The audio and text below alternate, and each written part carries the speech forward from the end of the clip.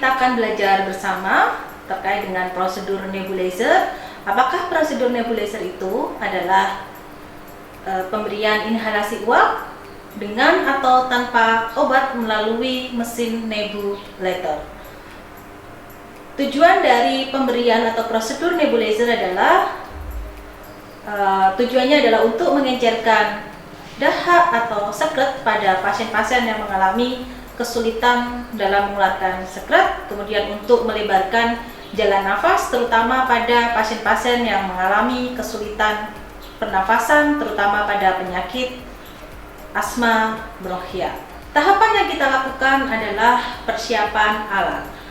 Alat apa saja yang perlu kita siapkan dalam melakukan tindakan atau prosedur nebulizer? Di sini yang perlu kita siapkan adalah sarung tangan bersih atau satu pasang sarung tangan bersih. Kemudian ada satu set mesin nebulator atau nebulizer, di mana kita harus cek kelengkapannya. Terdapat selang dan masker yang digunakan untuk memberikan nebulizer. Kemudian ada obat, kemudian ada aquades, kemudian ada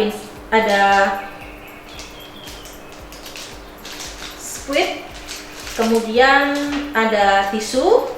Jangan lupa kita sebagai pemeriksa untuk membawa catatan sebagai dokumentasi. Kemudian yang terakhir adalah bengkok. Nah, setelah kita pastikan peralatan lengkap, kita bisa melakukan prosedur di mana sebelumnya kita harus mendapatkan persetujuan atau informed consent dari pasien atau keluarga. Karena pasien masih bayi sehingga tidak bisa memberikan keputusan persetujuan, maka kita harus mendapatkan informed consent dari keluarga. Keluarga di sini bisa dari ibu, ayah, atau keluarga yang lainnya. Jadi di sini Ibu, saya akan memberikan terapi di mana adik mengalami kesulitan untuk bernafas, sehingga kami akan memberikan obat melalui alat. Alat ini namanya adalah nebulizer, di mana nanti obat yang kami berikan itu melalui pernafasan atau melalui nafas bayi. Kemudian nanti obat yang dalam bentuk cair ini nanti akan diubah menjadi bentuk uap, sehingga nanti adiknya bisa menghirup uap udara itu nanti dari alat atau selang yang sudah kami sediakan. Bagaimana Ibu, apakah Ibu bersedia? Setelah mendapatkan persetujuan dari orang tua, kita bisa melakukan segera tindakan. Sebelum kita melakukan tindakan, kita harus perhatikan dulu alat pelindung diri yang kita gunakan, dan jangan lupa kita melakukan cuci tangan 6 langkah. Kita lakukan cuci tangan 6 langkah.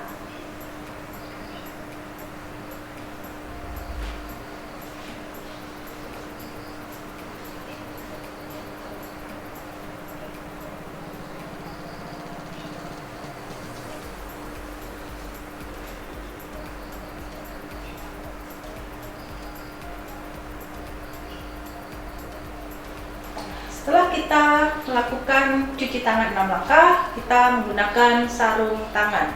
Sarung tangan di sini adalah sarung tangan bersih.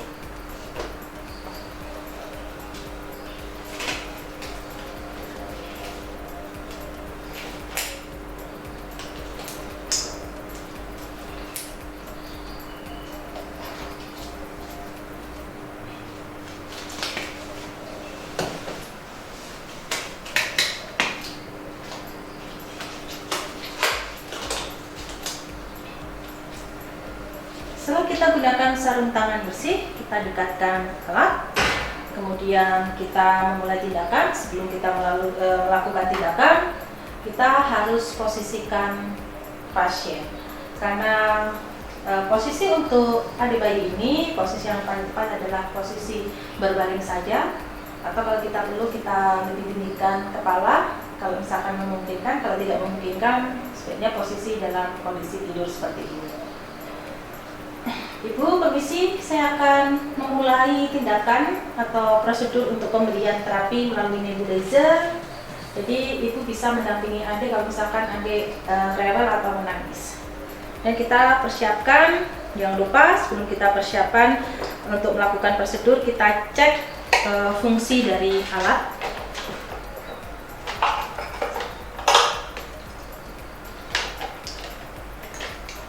Apakah alat berfungsi dengan baik? Oke. Kemudian kita masukkan obat, dan kita buka obatnya. Kemudian kita masukkan secara keseluruhan obat tersebut.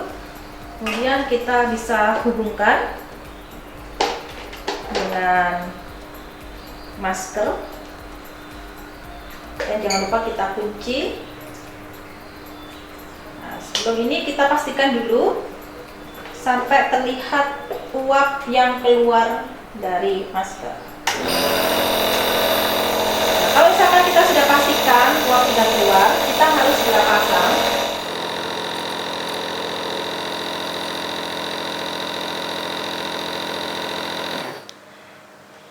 Jika uap udara telah habis, maka uap ini tidak akan keluar kembali, maka kita matikan alat, kemudian kita lepas dan kita bersihkan.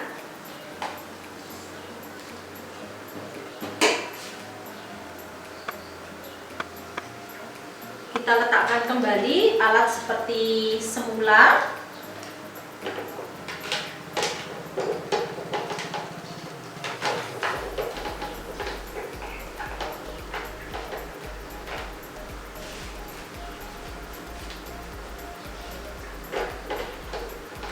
Rapikan kembali alat seperti semula, kemudian kita juga rapikan kembali atau bersihkan jika memang ada sisa-sisa uap atau air yang terdapat di bayi.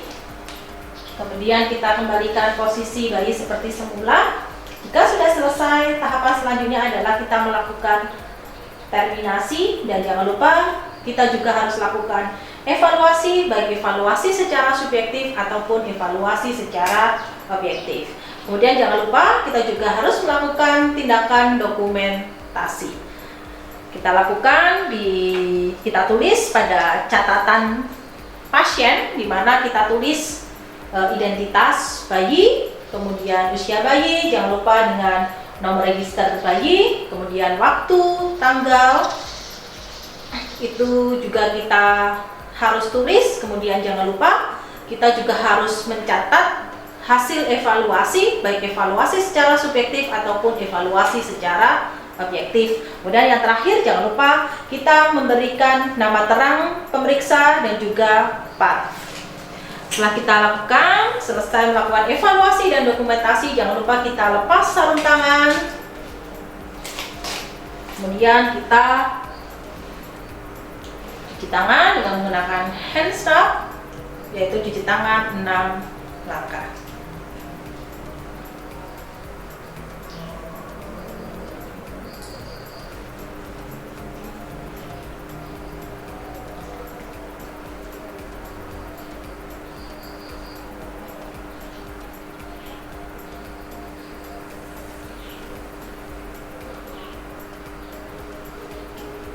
Setelah kita melakukan cuci tangan, jangan lupa kita lakukan terminasi kepada keluarga pasien. Ibu, saya sudah melakukan tindakan untuk memberikan terapi melalui nebulizer. Semoga nanti sesak yang dirasakan oleh adik ini dapat berkurang. Permisi, saya akan kembali lagi ke ruang perawatan. Jika ibu memerlukan bantuan dari perawat, ibu bisa langsung menghubungi kami yang ada di ruang perawatan. Terima kasih ibu. Assalamualaikum.